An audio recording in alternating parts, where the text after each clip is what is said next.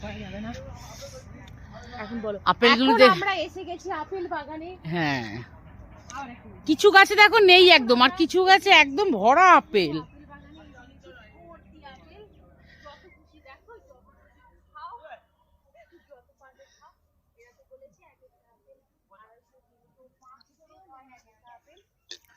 প্রতিমা, এই আপেলগুলো দেখো বেশি বড়।